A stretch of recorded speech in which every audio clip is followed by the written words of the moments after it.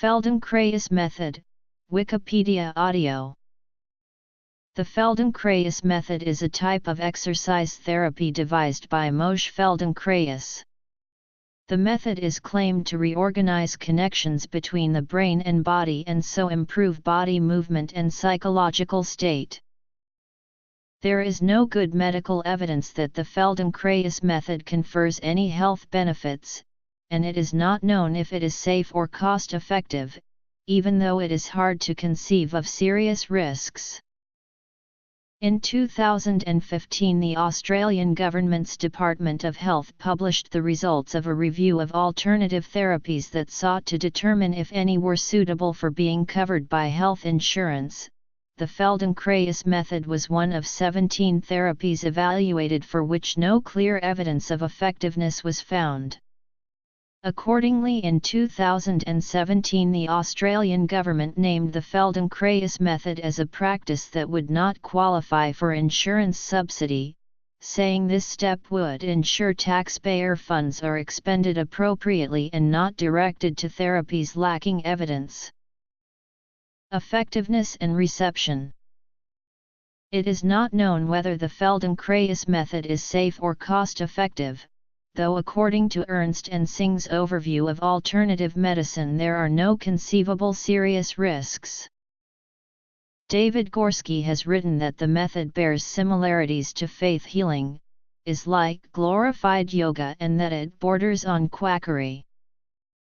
The Feldenkrais method is a type of alternative exercise therapy that proponents claim can repair impaired connections between the motor cortex and the body, so benefiting the quality of body movement and improving well-being. The Feldenkrais Guild of North America claims that the Feldenkrais method allows people to rediscover innate capacity for graceful, efficient movement, and that these improvements will often generalize to enhance functioning in other aspects of life. Proponents claim that the Feldenkrais method can benefit people with a number of medical conditions, including children with autism, and people with multiple sclerosis. In a session, a Feldenkrais practitioner directs attention to habitual movement patterns that are thought to be inefficient or strained, and attempts to teach new patterns using gentle, slow, repeated movements. Slow repetition is believed to be necessary to impart a new habit and allow it to begin to feel normal. These movements may be passive or active. The recipient is fully clothed. Similar to some other somatic methods, such as those started by F. Matthias Alexander, Elsa Gindler, and Gerda Alexander, the Feldenkrais method originated in the efforts of its founder to work with his own bodily problem. In the case of Moshe Feldenkrais, it was a chronically injured knee. Feldenkrais first injured his knee while playing soccer in British-controlled Palestine in the 1920s. He re-injured it while negotiating the slippery decks of submarines while working as a scientist at the British Naval Station at Fairlie, North Ayrshire, Scotland during the Second World War. Feldenkrais was by that time a judo teacher and had mostly completed the work toward a Doctor of Science under the guidance of Nobel laureate Frédéric Joliot-Curie. Facing the prospect of a surgery that could leave him with a lifelong limp, Feldenkrais decided to apply the knowledge gained from his study of physics, engineering, and martial arts to an intensive self-study of his own movement habits. When his work provided him with relief, allowing him to avoid the knee surgery, he began exploring the methods he developed on himself with a small group of people at Fairlie, including scientific colleague John Desmond Bernal and John Boyd Orr, Nobel laureate and first president of the World Academy of Art and Science. After serving as head of electronic engineering for the Israeli army in newly formed Israel from 1951 to 1953, Feldenkrais devoted the rest of his life, from age 50 onward, to developing and teaching self-awareness through movement lessons. From the 1950s till his death in 1984, he taught continuously in his home city of Tel Aviv. Feldenkrais gained recognition in part through media accounts of his work with prominent individuals, including Israeli Prime Minister David Ben-Gurion. Beginning in the late 1950s, Feldenkrais made trips to teach in Europe and America. Several hundred people became certified Feldenkrais practitioners through trainings he held in San Francisco from 1975 to 1978 and in Amherst, Massachusetts from 1980 to 1984.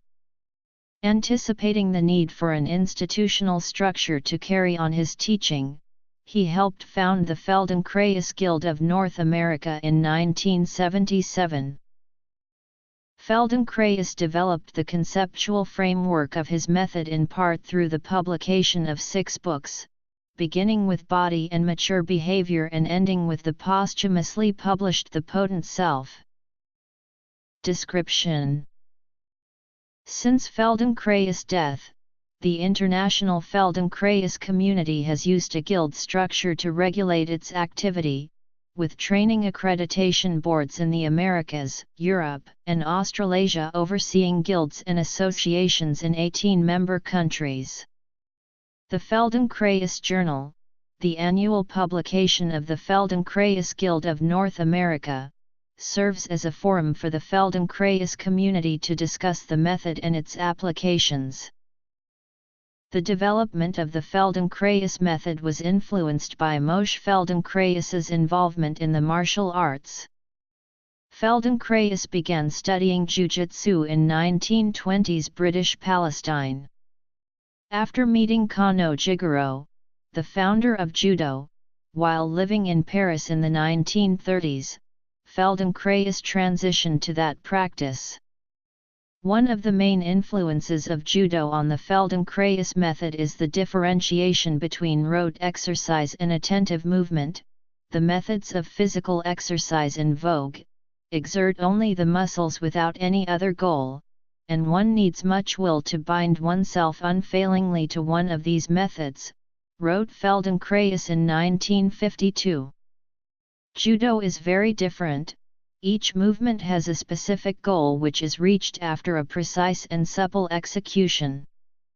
Before he focused on the creation of his own method, Feldenkrais influenced the teaching of martial arts in Western Europe through the publication of 5 books on jiu-jitsu and judo, as well as teaching at practice centers in France and Great Britain.